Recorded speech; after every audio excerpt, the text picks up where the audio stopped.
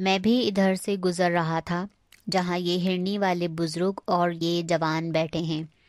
ان کا حال سن کر انجام معلوم کرنے کو ٹھہر گیا۔ امید ہے کہ میرا قصہ آپ کو پسند آیا ہوگا اور آپ حسب وعدہ اس سوداگر کا تہائی قصور معاف کر دیں گے۔ چنانچہ اس جن نے ایک تہائی قصور اور معاف کر دیا۔ اب تیسرا شخص اٹھا اور کہنے لگا کہ آپ نے دونوں کا قصہ سن کر 2/3 قصور سوداگر کا معاف کر دیا ہے۔ میرا بھی قصہ پردرد ہے۔ اگر آپ باقی 1/3 قصور بھی معاف کرنے کا وعدہ فرمائیں تو میں بھی اپنی سرگزشت سناؤں۔ جن نے منظور کر لیا۔ چنانچہ خچر والے مسافر نے اپنی کہانی اس طرح شروع کی۔ خچر والا مسافر: یہ جو خچر آپ دیکھ رہے ہیں یہ میری بیوی ہے۔ قصہ یوں ہے کہ ایک دفعہ میں سفر پر گیا اور تقریباً 1 برس کے بعد لوٹ کر جب میں 1 برس کے بعد واپس آیا، آدھی رات کے قریب میں گھر پہنچا۔ جب میں اندر گیا تو دیکھا کہ میری بیوی اپنے غلام کے ساتھ ہم آغوش ہے۔ اتفاق سے یہ اس وقت جاگ رہی تھی اور مجھے دیکھتے ہی اٹھی اور ایک برتن میں پانی لے کر اس پر کچھ پڑھا اور وہ پانی مجھ پر پھینک دیا۔ میں اس وقت کتے کی شکل میں تبدیل ہو گیا اور پھر اس نے مجھے مار کر گھر سے نکال دیا اور پھر میں گھر سے نکل کر در بدر پھرتا رہا۔ شام کو ایک قصاب کی دکان پر جا کر کھڑا ہو جاتا، وہ کچھ ہڈیاں اور چھیچڑے میرے آگے ڈال دیتا اور انہی کو کھا کر اپنے پیٹ کی آگ بجھا لیتا۔ ایک روز قصاب حسب معمول دکان بند کر کے گھر چلا گیا تو میں بھی اس کے پیچھے پیچھے روانہ ہو گیا۔ جب ہم گھر کے اندر پہنچے تو قصاب کی لڑکی نے مجھے دیکھ کر پردہ کر لیا اور باپ سے کہنے لگی کہ آپ نامحرم کو کیوں ساتھ لا رہے ہیں؟ قصاب نے ادھر ادھر دیکھ کر کہا کہ یہاں تو کوئی دوسرا آدمی نہیں ہے۔ لڑکی نے کہا، یہ کتا جو آپ کے ساتھ آیا ہے دراصل یہ انسان ہے، اس کو اس کی بیوی نے جادو سے جانور بنا دیا ہے۔ قصاب کو میرا حال سن کر رحم آیا اور لڑکی سے کہنے لگا کہ کیا تو اس کو انسانی شکل میں لا سکتی ہے؟ لڑکی نے کہا، ہاں۔ قصاب کہنے لگا، تو پھر اس کو انسان بنا دے، یہ غریب بڑی مصیبت میں گرفتار ہے۔ چنانچہ اس لڑکی نے کچھ پڑھ کر مجھ پر پھونکا۔ میں اپنی اصلی حالت میں آ گیا۔ میں نے اس لڑکی سے دست بدستہ عرض کیا کہ یہ تو آپ کا بڑا احسان ہے جو عمر بھر نہ بھولوں گا، لیکن اتنا کرم اور کیجئے کہ مجھے کوئی تدبیر بتائیے کہ میں اپنی ظالم بیوی کو بھی سزا دے سکوں۔ لڑکی نے کہا، اچھی بات ہے۔ پھر اس نے کچھ پانی دم کیا ہوا مجھے دیا اور کہا کہ جب تمہاری بیوی سو رہی ہو تو یہ پانی اس پر ڈال کر جس جانور کے بننے کا حکم دو گے وہی جانور بن جائے گی۔ میں پانی لے کر اپنے گھر کی طرف گیا اور موقع پا کر اپنی بیوی کو حکم دیا کہ خچری بن جا۔ یہ اسی وقت خچری بن گئی اور اس وقت سے میں اسے ساتھ رکھتا ہوں۔ جن کو یہ کہانی بھی بہت پسند آئی اور اس نے سوداگر کا بقیہ تہائی قصور بھی معاف کر دیا۔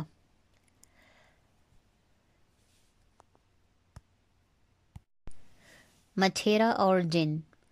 کسی زمانے میں ایک ماہی گیر تھا جو کہ بوڑھا، کمزور اور غریب بھی تھا، اس لیے بڑی تنگی سے گزر بسر ہوتی۔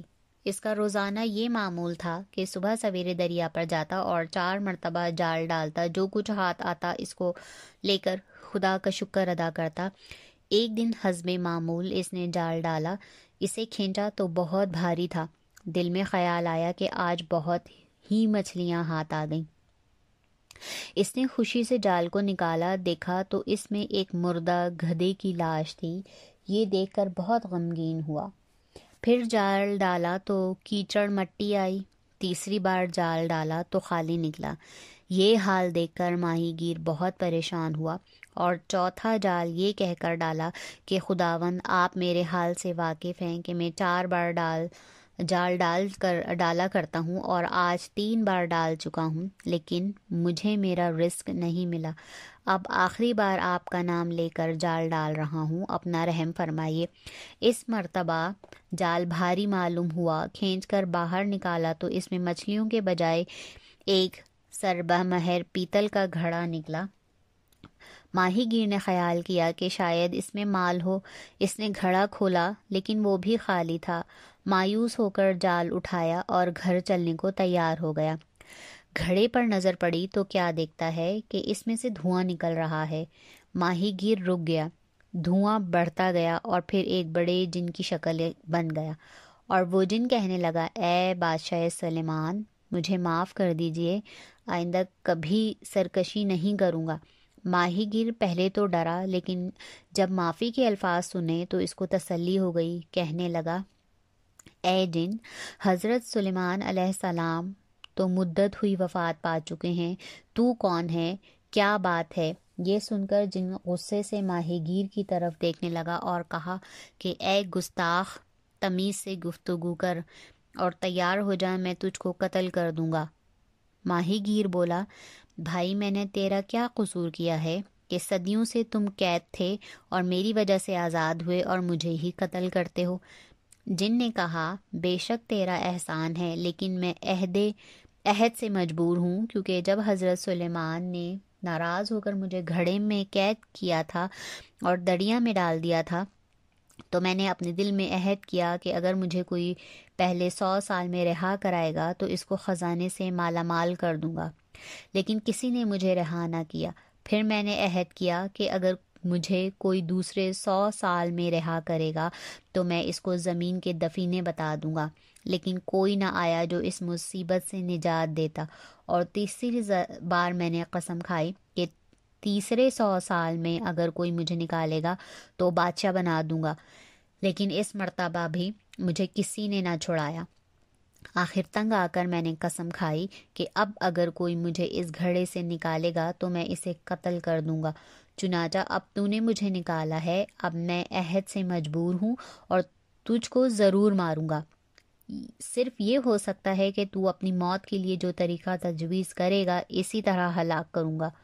ماہی گیر دل میں بہت ہراساں ہوا، لیکن پرسکون دکھائی دینے لگا اور کہنے لگا کہ تم نے جو اتنے طویل عہد و پیمان سنائے ہیں، ممکن ہے یہ صحیح ہوں، لیکن مجھے یہ شبہ ہے کہ تم اس گھڑے میں نہیں تھے، بلکہ کہیں دور سے آئے ہو اور اب مجھے خواہ مخواہ قتل کرنا چاہتے ہو۔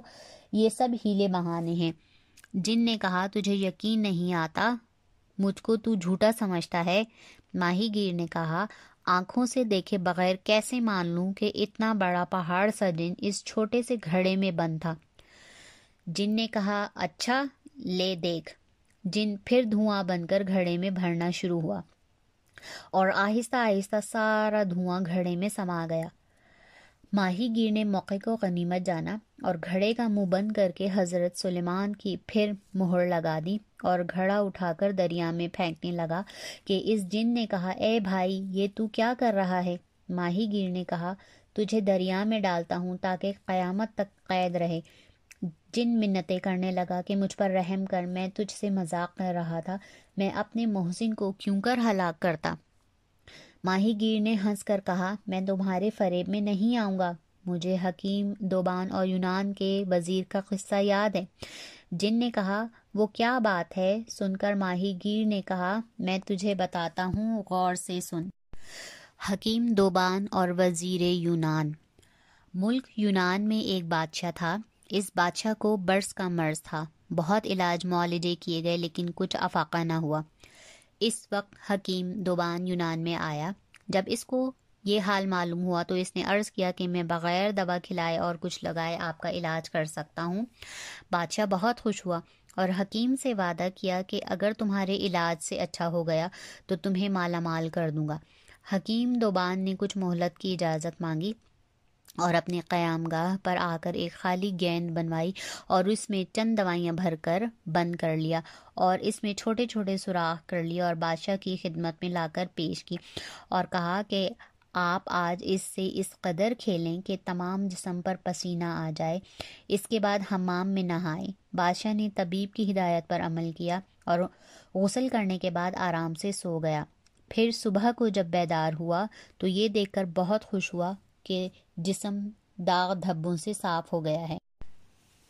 دربار میں حکیم کو طلب کیا گیا اور اس کو بہت سا انعام اور مال و دولت دے کر بادشاہ نے اپنا مصاحب خاص بنا لیا۔ حکیم کا یہ اعزاز دیکھ کر امراء و وزراء حسد کرنے لگے۔ ایک روز موقع پا کر ایک وزیر نے بادشاہ سے اس حکیم کی بڑی شکایت کی کہ یہ حکیم اچھی نیت نہیں رکھتا اور آپ کی جان کے لیے خطرہ ہے۔ بادشاہ نے کہا، تم غلط کہتے ہو، اگر اسے مجھ سے کوئی عداوت ہوتی تو دوران علاج وہ مجھ کو ہلاک کر سکتا تھا۔ مجھے اس سند بات کے وزیر کا قصہ یاد آیا جس نے شہزادے کی جان بچائی۔ اس کو غور سے سن۔ قصہ یوں ہے کہ ایک سند بعد بادشاہ کی خوش دامنہ نے بادشاہ کی سابقہ ملکہ کے لڑکے پر تہمت لگائی کہ وہ قتل کر دیا جائے۔ جب بادشاہ نے اپنی خوش دامنہ کے کہنے سے شہزادے کے قتل کا حکم دیا تو وزیر نے عرض کیا کہ آپ تأمل فرمائیے اور پوری تحقیقات کریں کہ آپ کو بعد میں اس طرح پشیمان نہ ہونا پڑے جیسے ایک شخص کو اپنا طوطا مار کر پشیمانی ہوئی تھی۔ اور وہ قصہ یوں ہے۔ ایک شخص کے پاس ایک عجیب و غریب قسم کا طوطا تھا۔ مالک کی عدم موجودگی میں وہ جو کچھ پیش تھا وہ سب کچھ مالک کو بتا دیا کرتا تھا۔ اس کی بیوی نوجوان اور بہت حسین تھی، لیکن وہ پارسا نہ تھی۔ ایک بار وہ شخص سفر پر گیا تو اس کی بیوی نے اپنے دوستوں سے ملنا جلنا شروع کر دیا۔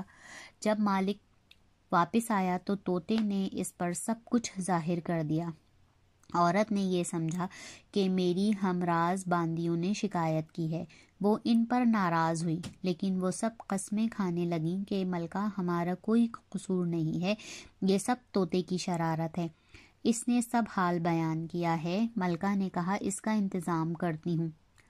چنانچہ اس نے ایک ملازمہ کو کہا کہ تم پنجرے پر پانی چھڑکتی رہو، اور دوسری کو کہا کہ تم تمام رات اس کے پنجرے کے نیچے چکی پیستی رہو، اور تیسری کو حکم دیا کہ تم دوسرے اس پر آئینے کا عکس ڈالتی رہو اور اس کا خیال رکھو کہ یہ طوطا تم میں سے کسی کو نہ دیکھ سکے۔ جب تمام رات یہ سلسلہ جاری رہا تو صبح کے وقت جب مالک نے حال دریافت کیا تو طوطا کہنے لگا، میں نے آج رات بہت تکلیف اٹھائی ہے۔ بارش ہو رہی تھی، بادل گرجتے رہے اور بجلی ایسی چمکتی رہی کہ میری آنکھیں بند ہو جاتی تھیں۔ مالک حیران ہو گیا کہ رات تو کوئی ابر و باد نہیں تھا، یہ طوطا جھوٹ بولتا ہے۔ بیوی نے بھی شکایت کی کہ یہ شریر میرے متعلق بھی اسی طرح کی غلط بیانی کرتا رہا ہے۔ چنانچہ اس شخص نے غصے میں آ کر طوطے کو مار ڈالا۔ چند روز بعد اس کو اصل قصہ معلوم ہوا تو بہت پشیمان ہوا۔ یہ حکایت بیان کر کے بادشاہ نے کہا کہ تو بھی مجھے اسی طرح غلط راہ پر ڈال رہا ہے۔ تو وزیر نے عرض کیا کہ میں آپ کا خیر خواہ دوست ہوں، مگر آپ نے اس حلیم پر اعتبار کیا، آپ کے لیے بھی اس طرح کا خطرہ ہے۔ جیسے ایک وزیر نے بادشاہ زادے کو بچا کر اپنی جان دے دی۔ بادشاہ نے کہا، اچھا وہ قصہ تو سناؤ کہ کیا ہوا۔ بے پرواہ وزیر۔ وزیر نے عرض کیا کہ ایک شہزادہ تھا، اس کو شکار کا بڑا شوق تھا۔ ایک روز شہزادہ شکار کو جانے لگا تو بادشاہ نے وزیر کو ساتھ بھیجا اور تاکید کی کہ شہزادی کو تنہا نہ چھوڑے اور اچھی طرح حفاظت کرے۔ شکار میں ایک ہرن ملا، شہزادے نے اس کا تعقب کیا، لیکن وزیر پیچھے رہ گیا۔ ہرن چوکڑیاں بھرتا ہوا دور نکل گیا۔ شہزادہ مایوس ہو کر لوٹا۔ راستے میں اس کو ایک خوبصورت عورت نظر آئی جو بیٹھی رو رہی تھی۔ شہزادہ اس کے پاس گیا اور اس سے حال دریافت کیا۔ وہ کہنے لگی کہ بادشاہ کی لڑکی ہوں اور اپنے ساتھیوں سے بچھڑ گئی ہوں۔ میرا گھوڑا بے قابو ہو گیا اور مجھے گرا کر بھاگ گیا۔ شہزادے نے اس سے کہا کہ تم میرے ساتھ گھوڑے پر بیٹھ جاؤ، میں تمہیں اس جنگل سے نکال کر تمہارے گھر پہنچا دوں گا۔ وہ شہزادے کے گھوڑے پر سوار ہو گئی اور جب وہ ایک ویران مقام پر پہنچا تو گھوڑے سے کود پڑی اور آواز دی کہ بچو، جلدی آؤ، میں تمہارے لیے شکار لائی ہوں۔ جواب میں آواز آئی کہ ماں لاؤ، ہم بھوکے ہیں۔ شہزادہ سمجھ گیا کہ میں شیطانی روح کے جال میں پھنس گیا ہوں، تو اس نے بڑی ہوشیاری کے ساتھ اپنے گھوڑے کا رخ پھیرا اور اللہ سے دعا کرتا ہوا بھاگا۔ ہر چند عورت آواز دیتی رہی کہ صاحب تم کو کیا وہم ہے اور مجھے یہاں کیوں چھوڑے جا رہے ہو، لیکن شہزادے نے پلٹ کر نہیں دیکھا۔ آخر کچھ دیر بعد شہزادہ گھر پر پہنچ گیا اور اللہ تعالیٰ کا شکر بجا لایا۔ جب وہ گھر واپس آیا تو اس نے یہ حادثہ باپ سے بیان کیا۔ بادشاہ وزیر کی غفلت پر سخت برہم ہوا اور وزیر کو قتل کرا دیا۔ وزیر نے یہ حکایت بیان کر کے عرض کیا کہ شہنشاہ کو ایک نئے آدمی پر اعتبار نہیں کرنا چاہیے، اور ممکن ہے کہ جس طرح اس حکیم نے ایک گیند بنا کر آپ کا مرض رفع کر دیا، کسی دن کوئی پھول سنگھا کر آپ کی جان خطرے میں ڈال دے۔ بادشاہ وزیر کے اس فکرے میں آ گیا اور فیصلہ کیا کہ اس حکیم کو قتل کر دینا چاہیے۔ چنانچہ اس نے دربار میں اس حکیم کو طلب کیا اور کہنے لگا کہ مجھے معلوم ہوا ہے کہ تم کسی دوسرے کے جاسوس ہو اور میری جان لینے آئے ہو، اس لیے میں تمہیں قتل کرا دینا چاہتا ہوں۔ حکیم نے دست بستہ عرض کیا، بادشاہ سلامت کو اختیار ہے، لیکن میرا کوئی قصور نہیں ہے۔ اگر خدا نہ خواستہ مجھے حضور سے کوئی دشمنی ہوتی تو میں حضور کا علاج۔ اہل دربار نے بھی سفارش کی کہ آج تک ہم نے حکیم صاحب کی کوئی غلط حرکت نہیں دیکھی، لیکن وزیر نے ایسی آگ نہیں لگائی تھی جو آسانی سے بجھ جاتی۔ بادشاہ نہ مانا۔ آخر حکیم کو جب یقین ہو گیا کہ بادشاہ اب قتل کیے بغیر باز نہیں آئے گا، تو پھر وہ عرض کرنے لگا کہ میرے پاس ایک کتاب ہے جو آخری نظر عقیدت کے طور پر پیش کرنا چاہتا ہوں۔ قتل کے بعد میرے سر کو سامنے رکھ کر اپنے ہاتھ سے اس کو کھولیں اور ورق کے بائیں صفحے پر 30ویں سطر احتیاط سے گن کر نکالیں، اور پھر اس کو پڑھ کر جو کچھ سوال آپ میرے سر سے کریں گے وہ اس کا معقول جواب دے گا۔ یہ سن کر بادشاہ بہت مشتاق ہوا اور حکم دیا کہ جاؤ کتاب لے کر آؤ، اور وہ کچھ دیر بعد ایک کتاب کھول کر دیکھنے لگا، لیکن کتاب کے ورق کچھ جڑے ہوئے تھے۔ بادشاہ نے انگلی کو لب لگا کر ورق الٹنی شروع کیے۔ ابھی چند ہی ورق الٹے تھے، حکیم کتاب کے ہر ورق پر زہر لگا کر لایا تھا، جو بادشاہ کے جسم میں اثر کر گیا اور بادشاہ کی حالت خراب ہونے لگی۔ اس وقت حکیم نے عرض کیا کہ اگر آپ بلا وجہ میرے قتل کے در پہ نہ ہوتے تو یہ انجام نہ ہوتا۔ ماہی گیر نے یہ قصہ بیان کر کے جن سے کہا کہ اگر تو بھی بلا وجہ میرے قتل کا ارادہ نہ کرتا تو دوبارہ اس مصیبت میں مبتلا نہ ہوتا۔ تو نے اپنے محسن کو قتل کرنے کا ارادہ کیا، اس کا انجام تیرے سامنے ہے۔ اب میں پھر تجھے دریا میں ڈالوں گا اور کوشش کروں گا کہ وسط دریا میں پڑا رہے تاکہ کوئی بندہ خدا غلطی سے تجھے نکال کر مصیبت میں گرفتار نہ ہو۔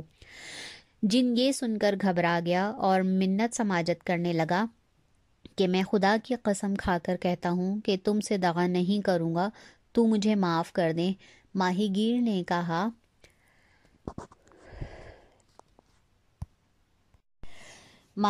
نے کہا تیرا کیا اعتبار، ایک بار اس قید سے باہر نکل کر پھر جو چاہے تو کر سکتا ہے، میں اپنے اور دوسروں کے لیے تجھے چھوڑ کر کیوں خطرہ پیدا کروں۔ جن نے پھر خدا کی قسم اور حضرت سلیمان کی سخت قسم اٹھائی اور وعدہ کیا کہ میں تجھے مالا مال کر دوں گا۔ آخر ماہی گیر کو جن کی قسم کا یقین آ گیا اور اس نے گھڑے کا منہ کھول دیا۔ جن باہر آیا اور گھڑے کو اٹھا کر دریا میں پھینک دیا۔ یہ دیکھ کر ماہی گیر ڈرا۔ جب جن نے یہ حالت دیکھی تو کہا کہ خوف نہ کر، اب میں تیرے ساتھ کوئی برائی نہ کروں گا، جلد اٹھ کر میرے ساتھ آ۔ آگے آگے جن اور پیچھے پیچھے ماہی گیر چلنے لگا۔ کچھ دیر بعد پہاڑ پر پہنچے، وہاں ایک خوبصورت تالاب تھا۔ اس کے کنارے پر کھڑے ہو کر جن نے کہا کہ اس میں ایک بار جال ڈال اور جو مچھلیاں ہاتھ لگیں وہ بادشاہ کے حضور پیش کر، وہاں سے تم کو بہت انعام ملے گا اور بہت سے بندگان خدا اور بہت سے دکھی انسان مصیبت سے نجات پائیں گے۔ یہ کہہ کر جن غائب ہو گیا۔ ماہی گیر نے جال ڈالا تو اس میں 4 رنگ کی مچھلیاں آئیں۔ بادشاہ نے ماہی گیر کو بہت کچھ انعام دیا اور مچھلیاں باورچی خانے میں گئیں۔ جب باورچن ان کو تلنے لگی اور مچھلی الٹی تو ایک دم سامنے کی دیوار پھٹی اور اس میں سے ایک عورت نفیس لباس پہنے ہوئے باہر نکلی۔ اس کے ہاتھ میں ایک چھڑی تھی۔